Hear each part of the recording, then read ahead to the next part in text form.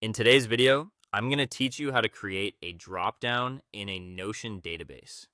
If you want a simple way to organize information in Notion, adding a dropdown is one of the most useful tools you can use. It helps keep your database clean, consistent, and much easier to sort or filter later. This is especially helpful when you're managing things like tasks, projects, categories, or progress statuses.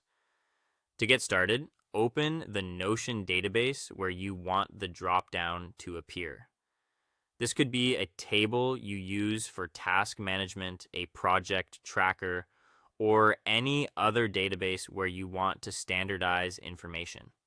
Once you're inside the database, look at the top row of properties and add a new property. This creates a new column in your database, and that column is what will become your dropdown field. When Notion asks you to choose the property type, select either select or multi-select. The difference is important. Select lets you choose just one option for each item, which is perfect for things like a single status or category. Multi-select allows you to choose more than one option, which works well if an item needs multiple labels or tags.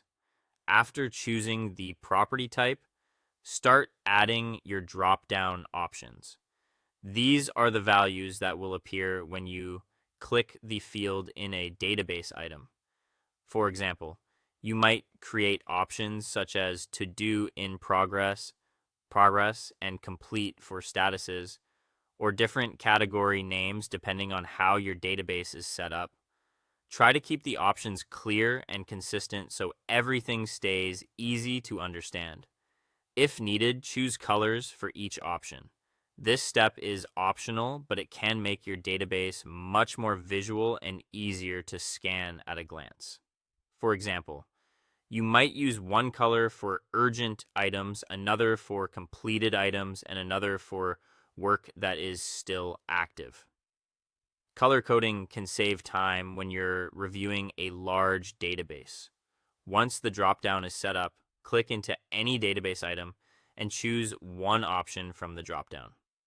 If you used multi-select, you can choose more than one option as needed. This is where your new property becomes useful in everyday workflow. From there, use the dropdown to organize tasks, projects, categories, or statuses across your database. As you continue using it, you'll make your Notion workspace more structured and much easier to manage.